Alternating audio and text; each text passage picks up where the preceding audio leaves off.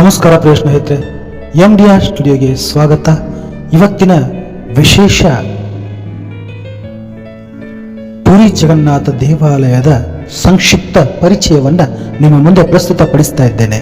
ಈ ವಿಡಿಯೋ ನಿಮಗೆ ಇಷ್ಟ ಆಗಿದ್ರೆ ಲೈಕ್ ಮಾಡಿ, ಶೇರ್ ಮಾಡಿ, ಕಮೆಂಟ್ ಮಾಡಿ ಅಂತ ಕೇಳ್ತಾ ಬನ್ನಿ ಪ್ರಿಯ ವೀಕ್ಷಕರೇ, ಪುರಿ ಜಗನ್ನಾಥ ದೇವಾಲಯದ ವಿಶೇಷತೆಯನ್ನು ನಾವು ನೋಡೋಣ. ಪುರಿ ಜಗನ್ನಾಥ ದೇವಾಲಯವು ಎಲ್ಲ ಹಿಂದೂಗಳಿಗೆ, ವಿಶೇಷವಾಗಿ ವೈಷ್ಣವ ಸಂಪ್ರದಾಯಗಳಿಗೆ ಪವಿತ್ರ ಮತ್ತು ಪವಿತ್ರವಾಗಿದೆ. ರಾಮಾನುಜಾಚಾರ್ಯರು, ಮಧ್ವಾಚಾರ್ಯರು, ನಿಂಬಾರ್ಕಾಚಾರ್ಯರು, ವಲ್ಲಭಾಚಾರ್ಯರು ಮತ್ತು ರಮಾನಂದರಂತಹ ಅನೇಕ ಮಹಾನ್ ವೈಷ್ಣವ ಸಂತರು ದೇವಾಲಯದೊಂದಿಗೆ ನಿಕಟ ಸಂಬಂಧ ಹೊಂದಿದ್ದರು. ರಾಮಾನುಜರು ದೇವಾಲಯದ ಆಗ್ನೇಯ ಮೂಲೆಯಲ್ಲಿ ಈ ಮಠವನ್ನು ಸ್ಥಾಪಿಸಿದರು. ಆದಿಶಂಕರಾಚಾರ್ಯರು ಗೋವರ್ಧನ ಮಠವನ್ನು ಸ್ಥಾಪಿಸಿದರು. ಇದು 4 ಶಂಕರಾಚಾರ್ಯರಲ್ಲಿ ಒಬ್ಬರ ಸ್ಥಾನವಾಗಿದೆ. ಗೌಡಿಯ ವೈಷ್ಣವ ಧರ್ಮದ ಅನುಯಾಯಿಗಳಿಗೂ ಇದು ವಿಶೇಷ ಮಹತ್ವದ್ದಾಗಿದೆ. ಅದರ ಸ್ಥಾಪಕ ಚೈತನ್ಯ ಮಹಾಪ್ರಭುಗಳು ದೇವತೆ ಜಗನ್ನಾಥನತ್ತ ಆಕರ್ಷಿತರಾಗಿ ಅನೇಕ ವರ್ಷಗಳ ಕಾಲ ಪುರಿಯಲ್ಲಿ ವಾಸಿಸುತ್ತಿದ್ದರು. ಈ ದೇವಾಲಯವನ್ನು ಪೂರ್ವ ಗಂಗಾ ವಂಶದ ರಾಜ ಅನಂತವರ್ಮನ ಚೋಡಗಂಗಾ 11ನೇ ಶತಮಾನದಲ್ಲಿ ಪುನರ್ನಿರ್ಮಿಸಿದನು.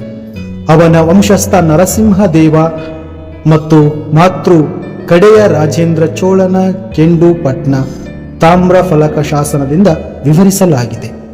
ಅನಂತವರ್ಮನ್ ಮೂಲತಃ ಶೈವರಾಗಿದ್ದರು ಮತ್ತು 1112ರಲ್ಲಿ ದೇವಾಲಯ ಇರುವ ಉತ್ಕಲ ಪ್ರದೇಶವನ್ನು ವಶಪಡಿಸಿಕೊಂಡ ನಂತರ ವೈಷ್ಣವರಾದರು. 1134-1135 ಶಾಸನವು ದೇವಾಲಯಕ್ಕೆ ಅವರ ದೇಣಿಗೆಯನ್ನು ದಾಖಲಿಸುತ್ತದೆ. ಆದ್ದರಿಂದ ದೇವಾಲಯ ನಿರ್ಮಾಣವು 1112ನೇ ನಂತರ ಪ್ರಾರಂಭವಾಗಿರಬೇಕು. ಜಗನ್ನಾಥ, ಕೃಷ್ಣ, ಬಲಭದ್ರ, ಬಲರಾಮ ಮತ್ತು ಸುಭದ್ರ ಇವು ದೇವಾಲಯದಲ್ಲಿ ಪೂಜಿಸುವ 3 ದೇವತೆಗಳು. ಅಣ್ಣ ಬಲರಾಮ, ತಂಗಿ ಸುಭದ್ರೆಯೊಡನೆ ಜಗನ್ನಾಥ, ಈ 3 ದೇವರುಗಳ ಪ್ರತಿಮೆಗಳು ದೇವಾಲಯದ ಒಳಗರ್ಭಗುಡಿಯಲ್ಲಿ ಇವೆ. ಇದನ್ನು ಧಾರು ಎಂದು ಕರೆಯಲ್ಪಡುವ ಪವಿತ್ರ ಬೇವಿನ ಮರದ ತುಂಡುಗಳಿಂದ ಕೆತ್ತಲಾಗಿದೆ. ಇದನ್ನು ರತ್ನಖಚಿತ ಆಸನದ ಅಥವಾ ರತ್ನವೇದಿ ಮೇಲೆ ಕೂರಿಸಲಾಗುತ್ತದೆ. ಜೊತೆಗೆ ಸುದರ್ಶನ ಚಕ್ರ, ಮದನ್ ಮೋಹನ್, ಶ್ರೀದೇವಿ ಮತ್ತು ವಿಶ್ವಾದತ್ರಿ ಪ್ರತಿಮೆಗಳಿವೆ. ಋತುವಿಗೆ ಅನುಗುಣವಾಗಿ ದೇವತೆಗಳನ್ನು ವಿವಿಧ ಬಟ್ಟೆ ಮತ್ತು ಆಭರಣಗಳಿಂದ ಅಲಂಕರಿಸಲಾಗುವುದು. ಪುರಿ ಜಗನ್ನಾಥ ಒರಿಯಾ ಜನರ ಆರಾಧ್ಯ ದೈವ ಮತ್ತು ಅವರ ಆತ್ಮಬಂಧು. ಅಲ್ಲಿ ಜಗನ್ನಾಥ ಕೃಷ್ಣ ವಿಷ್ಣು ತನ್ನ ಪತ್ನಿ ಲಕ್ಷ್ಮಿಯೊಡನೆ ಅಲ್ಲ, ಅದರ ಬದಲಿಗೆ ಅಣ್ಣ ಬಲರಾಮ ಮತ್ತು ತನ್ನ ತಂಗಿ ಸುಭದ್ರೆಯೊಡನೆ ಪ್ರತಿಷ್ಠಾಪಿತನಾಗಿದ್ದಾನೆ.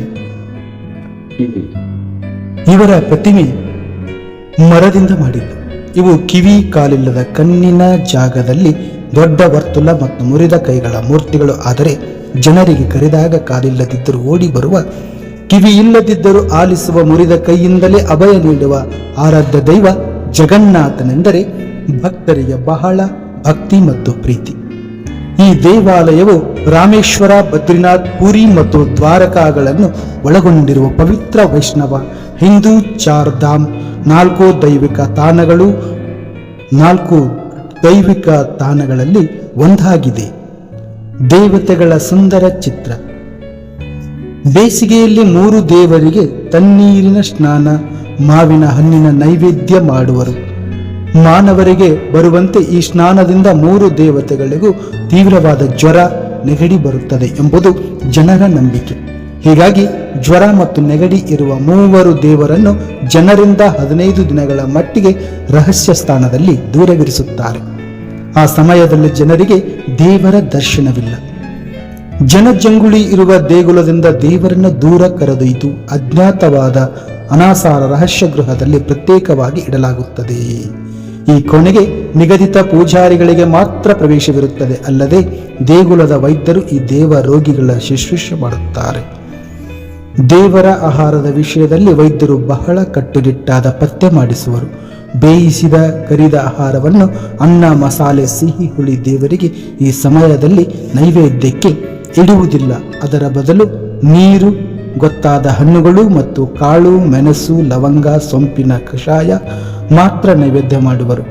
ಎಳ್ಳೆಣ್ಣೆಗೆ ಶ್ರೀಗಂಧ, ಕರ್ಪೂರ, ಕೇತಕಿ, ಮಲ್ಲಿಗೆ ಹೂವು ಮತ್ತು ಔಷಧಿಯ ನಾರು, ಬೇರು ಸೇರಿಸಿ ಪುಲಿರಿ ತೈಲ ಎಂಬ ಮುಲಾಮನ್ನು ದೇವರಿಗೆ ಲೇಪಿಸಲಾಗುತ್ತದೆ.